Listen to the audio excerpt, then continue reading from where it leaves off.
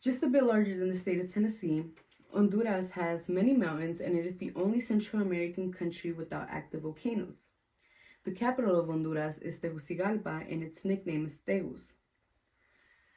Honduras is mostly covered by forests and mountains, and it potentially creates a large sense of income, but that works out perfectly because most of the economy is derived off of agriculture. Today, I will be discussing the beautiful parts of Honduras, but most importantly, I will be discussing the history, the food, and the music. But for now, let's get into the history. In 1502, Christopher Columbus landed in Honduras, and not long after, the Spain began the conquest of Honduras. A couple of years later, Honduras was able to gain independence, but actually became a part of Mexico. As James stated his article, Interesting Facts About Honduras, Honduras was actually colonized by Spanish colonizers in the 16th century, and even though they were not truly independent until 1840, the bleeding of European and indigenous cultures and beliefs has led to a new unique Honduras we see today. About 90% of Honduras population is mestizo, meaning that they're a mix of race between the Spanish and the indigenous. The word mestizo itself refers to mixed blood. And that perfectly describes Honduras because everyone is mixed with pretty much a little bit of everything, whether it be African, European, Indian, all of the blood is mixed. Due to Honduras being a melting pot of races, it has about 9 different indigenous groups, and the indigenous population is about 1.3 million. Now that we've learned a little bit about the history, let's learn a little bit about the food. So Honduras is very well known for producing their agriculture. They often run their own businesses and produce basic day-to-day meals that are easy to provide.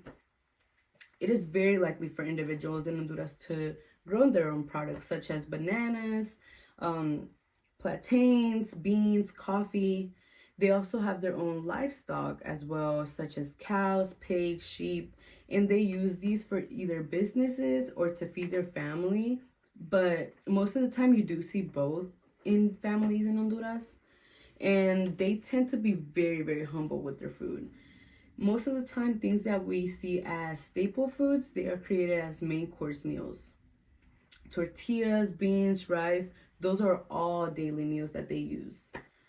Honduras mixes cuisines from the Caribbean, from the indigenous, the Spanish, and the African culture as well, making the food just that much better. For many Hondurans, a comfort food would be baleadas or tamales, and most of the food in Honduras is actually called in something called comales. And a comal is not like a typical stove you see. It's not electrical, it's not gas.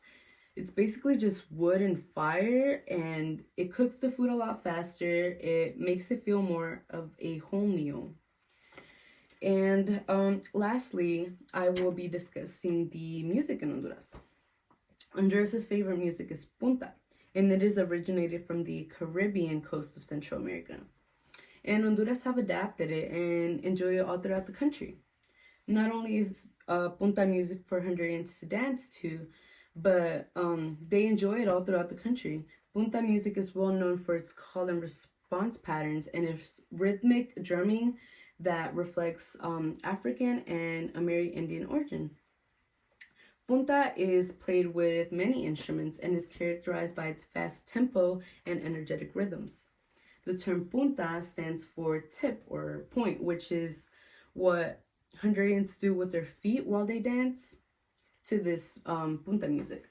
Traditional punta music is played with 2 wooden drums, a conch shell, and maracas, which is very classical, but today has been adapted to acoustical and electrical instruments that have been added to create more of like a punta rock. The genre is a very important part of Honduras cultural and musical landscape and is often played at festivals, at parties, and events. Events like these are enjoyable and very helpful in bringing many communities together that share common understanding.